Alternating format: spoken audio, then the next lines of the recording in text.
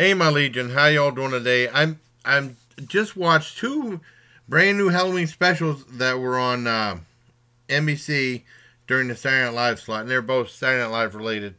The first one, and I give them credit for doing something different, was the David S. Pumpkins Halloween special, and this is like the first family friendly. It's TV PG, first family friendly.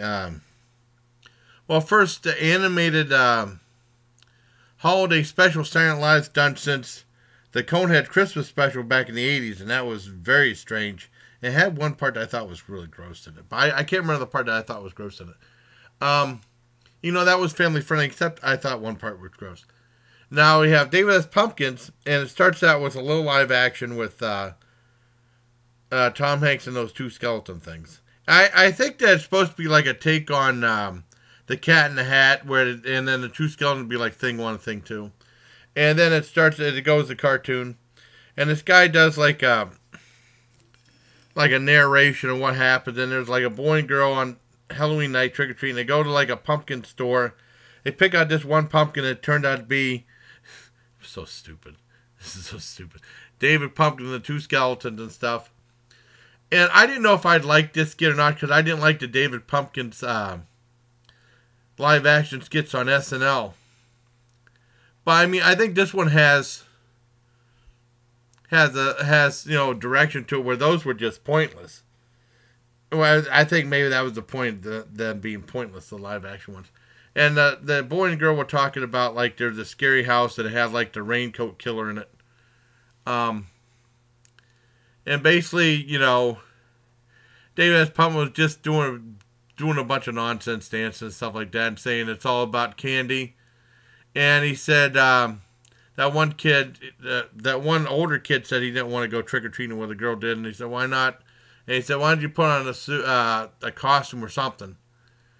And they go and they do a whole bunch of stuff, and it's really dumb. And the raincoat killer steals the candy from the kids. And he's kind of like a cross between like he has like those shears. If you remember in The Burning where the guy had the shears and it brought him down like that. But he didn't kill anybody. And he's in a raincoat, so that's kind of like the guy from I Know What You Did Last Summer, kind of. What Gene Siskel said, like they're running from the Gordon Fisherman, which I thought was funny. In his movie reviews a long, long time ago. Now, it was kind of pointless, but I mean, I was okay. It had direction. At first, I was ended up just giving it a 6. I thought this is just dumb. And then it started. As the story went on, it started to grow on me some. It's very nonsensical. I ended up, I said, well, maybe I go to 6.5. And then something started happening that I really liked, and that moved it up to a 7. And then, it has like a certain charm to it, but it's really stupid. But I mean, I kind of like stupid humor. Not that funny, but and it had something really dumb at the end. And I ended up giving it a 7.5 out of 10 for that. I mean, I give them credit for doing something different. Like I said, the Coneheads Christmas was so strange back in the 80s.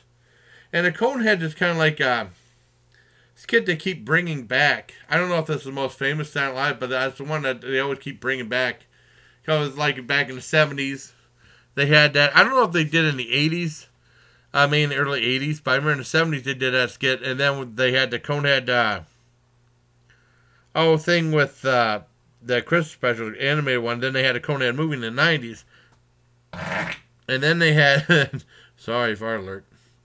And then they had the Conehead State Farm commercial, which I always thought was clever. I mean, the Coneheads are pretty popular. I know I'm talking about that, but that was like the first holiday special. I never thought that SNL would ever do another holiday special, so I thought that was pretty clever. I mean, it's family friendly. They can play that in prime time, but it was cool they play at 11:30. It was the premiere of that. Like I said, I ended up giving it a 7.5 out of 10. It's very dumb humor, but it ends up having a certain charm to it. So I didn't mind. But then they showed like, and then Tom Hanks did the voice. Peter Dinklage was on there. Mark Mothersbaugh, who was the lead singer for Devo, did the music. But like I said, it started with live action at the beginning, just a very introduction at the very end, ending it. But if it would have been all live action for the half hour, it wouldn't have worked. It only works through animation. The live action stuff would have sucked. Just like there's a skit on the following show, SNL does Halloween, where they did like that elevator terror, and they had David Pumpkin in there. That was just pointless. That was stupid. It didn't work at all. But as a cartoon, it does work. In a very stupid way, but it does work. So like I said, I give it a 7.5 out of 10. I give them credit for doing something different. And not a lot of political stuff. But I mean, I think all families can watch that. I don't think it's anything. Like TV PG, I don't have a problem with that. It's stupid, but likable. Now, next because I want to go do 2 separate reviews. They had SNL Halloween. It was a brand new one of stuff that they did throughout the last 10 years. And it starts off, it opens up with that, you see Hillary played by Amy Poehler, and then Bill Clinton played by Darrell Hammond. And they have a costume party. I knew where it was going because I never saw a skit before, but I knew what it was famous for. You have all these political figures. None of that was funny. Well, Darrell Hammond doing Bill Clinton was funny. I thought that was okay. And then what it's famous for, you see the guy come out in a Barack Obama mask. Hey, Barack Obama. Because this was set in 2007. I assume it came out, it was made in 2007. And then he takes out the mask and it was Barack Obama. And that was a big deal. It wasn't funny, but it was a big deal at the time. That skit one that was pretty lame. I get a 3 out of 10. Well, 2.5 out of 10. I did like the opening they did, where they have like the traditional satellites, but they have like monsters, like a skeleton here, or they have like the stuff coming from the steam comes through great and ends up being like a ghost. I liked what they did with that. That was kind of clever, but that was just through whoever did the special effects or stuff like that, just during the opening credits. That was And then next came the Vincent Price holiday special, Halloween special, which had Bill Hader doing Vincent Price. And I'm a big Vincent Price fan, and this doesn't sound anything like Vincent Price. It just sounded like Bill Hader doing another impression. Just like he did in those Planet Peanuts commercials. You can tell it's Bill Hader a mile away. It was a lousy impression. It was awful. Just like the Planet Peanuts, it's Bill Hader. It's like there's no suspense, there's nothing. I'm not a huge Bill Hader fan anyways. It was kind of lame. But I did like John Hamm came out as James Mason. He was great. He was funny in that. So that's what saved it. And also they had, that one guy. I can't remember his name. Fred Armisen trying to do Liberace. And he said one funny thing on there. But I mean, that didn't really work either. And that was just pointless. That's one of the reasons why I stopped watching Saturday Night Live for the longest time, because they just had like people come on doing like lame impressions, trying to be funny, and just the humor seemed awkward. It just didn't work.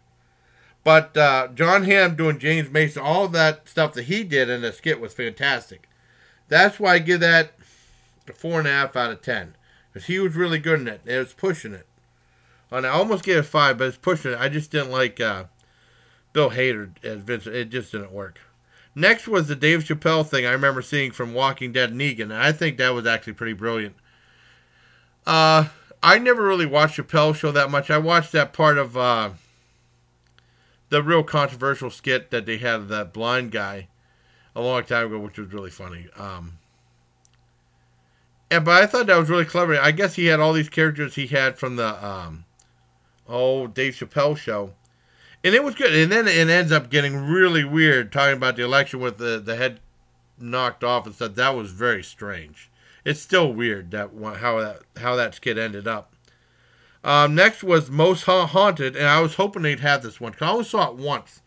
And it's just by luck. And it was Hugh Laurie, and I love this skit. All it's about was farts. And they had a fart sound effect, and they slowed it down. They had the heat imaging, and just as a fart. And that was really good. I give that a 10 out of 10. I really liked that. Next came It, which I didn't see. It must have came out on an episode I missed. Because when I was with my buddy John, because I missed a couple episodes. I don't know exactly when that came out, because this is the first time seeing it. It was Well, Anderson Cooper, whoever did Anderson Cooper, I don't think they did a very good job doing it. It didn't really. Just the makeup, his look might make someone think of Anderson Cooper, but it didn't come off. The impersonation didn't really come off of Anderson Cooper at all. It was spoof it, and he had the raincoat on, and he dropped that little script or whatever it was, and it goes down the drain, and then you see Kellyanne Conway come up. And it was kind of, the way they portray Kellyanne Conway in some of these things was kind of sexy. Her being nuts, but it's kind of hot, too. I mean, because I'm weird, I guess. I'm a guy, but I don't know. I thought it was clever. I liked it. It was very predictable how it was going to end, though. But I liked it for what it was. I give that probably a 8.5 out of 10. I like that. Next came the Dark Ride skit. And I just liked the concept. They were trying to do like a spoof on the Dark Ride. And that's like, you get into one of those cars, and it takes you on these little tracks, and you see all these animatronics and lights and sound effects and stuff like that. And basically, they just wheeled someone in, and then they had like these animatronics and like a barbershop quartet. And this guy said the ride broke down, we'll go fix it and stuff. And then they just showed them, and then every time they show them getting crazier and crazier. It was okay. Then Tom Hanks came out, which was the only really good part of that. I give that probably a very mild 3 out of 10. I just like the concept. Next came a movie spoof called Firelight, and it was like a spoof on Twilight, and they had like, they call them the Franks. It was like Frankenstein monsters. And that was actually really funny. Show them in the cafeteria, take them down and slam them down their lunch tray and stuff. That was a big laugh. That was really good. Then they had the predictable thing with a Bunsen burner, which I was still all right. It was good, but I mean, I don't think they really committed enough to really have a real ending to it. So I give that maybe give it an 8 out of 10, because that last thing with the cafeteria tray was really funny. Next came with the news with Stefan or whatever it is.